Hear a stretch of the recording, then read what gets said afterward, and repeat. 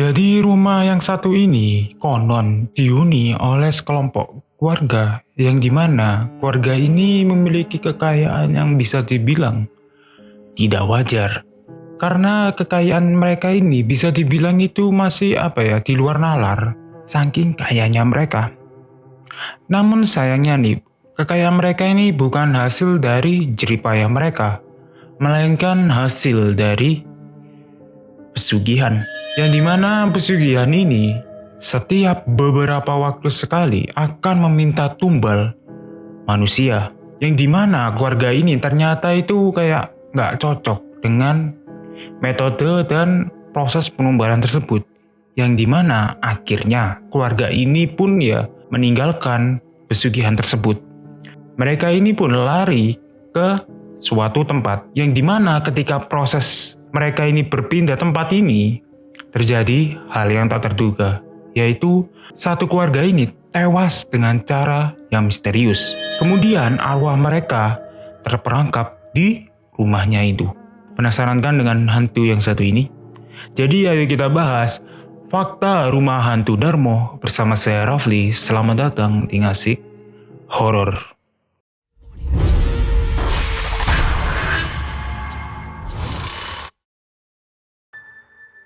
Jadi di kota Surabaya ini terdapat sebuah rumah besar yang dimana saat ini kondisi rumah ini itu kayak terbengkalai.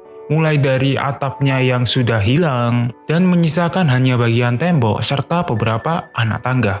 Rumah menyeramkan ini bernama Rumah Hantu Darmo. Yang mungkin beberapa dari kalian sudah banyak mengetahui rumah yang satu ini.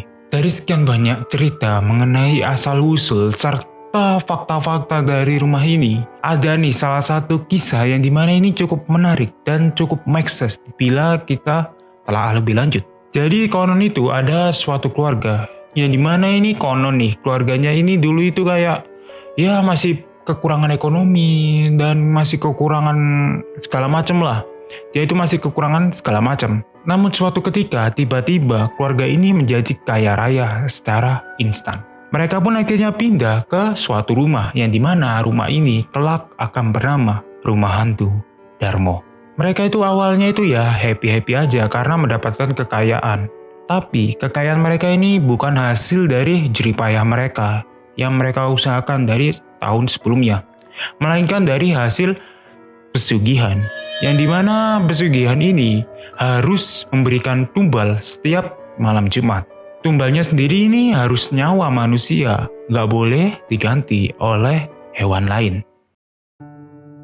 Jadi suatu ketika penghuni rumah ini merasa kalau terlalu banyak melakukan penumbalan, takutnya warga sekitar ataupun polisi sekitar akan merasa ada hal yang janggal dari keluarga ini. Karena kan ini berkorban nyawa manusia, yang dimana itu kayak pasti akan dicari. Ya setidaknya keluarga ini akan digeledah rumahnya. Jadi karena takut hal itu terjadi, jadi keluarga ini memutuskan untuk berhenti melakukan pesugihan, yang dimana disinilah titik awal mula bencana itu. Jadi kan mereka itu kayak menolak melakukan pesugihan lagi. Mereka pun akhirnya pergi dari tempat tersebut, bahkan jauh dari kota itu. Mereka itu pergi menggunakan kapal pribadi mereka. Namun ketika di tengah perjalanan ini terjadi hal yang tak terduga. Kapal ini tenggelam secara misterius, yang dimana ini menjadi sebuah konspirasi tersendiri nih. Karena ada yang bilang kapalnya ini tenggelam karena makhluk halus. Tapi ada yang juga bilang kalau kapal ini tenggelam hanya karena kesalahan teknis, karena mereka ini sedang terburu-buru. Jadi menurut kalian make sense yang mana nih? Coba tulis di kolom komentar. Namun nih, keluarga ini ternyata tidak membawa seluruh anggota keluarga mereka. Jadi ada 2 orang yang tetap tinggal di rumah itu, yaitu si pembantu dan juga si baby sister, yang kurang lebih umurnya adalah 25 tahunan. Mereka ini ditinggalkan oleh majikannya, yang dimana mereka ini diharapkan untuk menjaga rumah tersebut. Namun naas nih, keduanya ini pun dinyatakan tewas karena terjadi penyerangan terhadap mereka oleh seorang perampok yang tidak diketahui asal-usulnya. Dan sejak saat itulah rumah itu menjadi kosong. Dan hingga pada tahun 1997 terjadi hal yang tak terduga, yaitu rumah ini ternyata tiba-tiba terbakar secara misterius.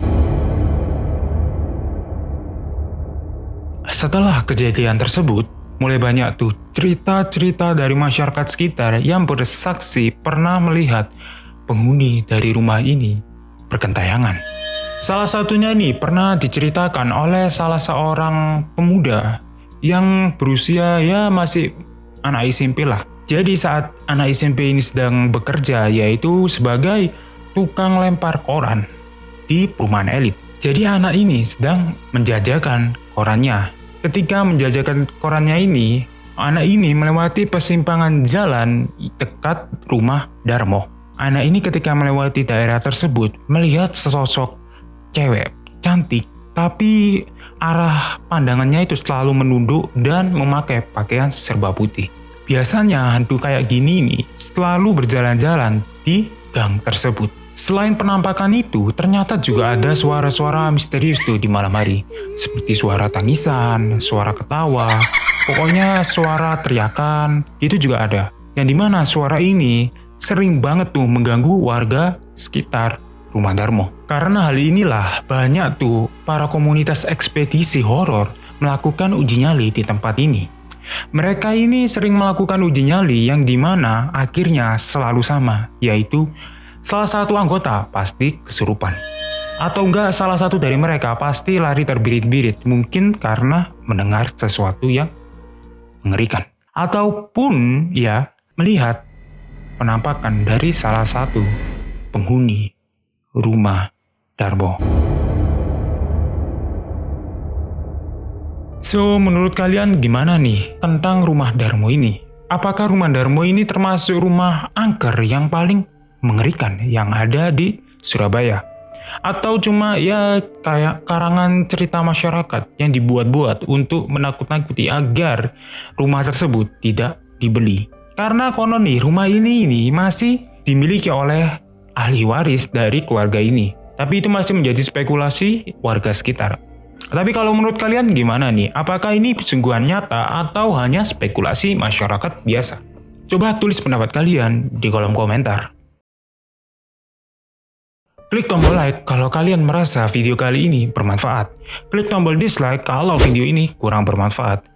Jangan lupa untuk klik tombol subscribe di channel ini karena di video berikutnya nih aku akan ngebahas tentang hantu yang dimana hantu ini mirip sekali dengan kuyang. Tetapi hantu ini berada di Jepang. Hantu ini biasanya sering menghantui masyarakat Jepang. Bahkan hantu ini pernah membuat gempar masyarakat Jepang pada kala itu.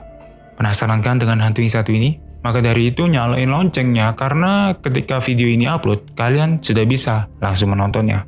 Sampai jumpa di video berikutnya, and I'll see you guys next time. Bye.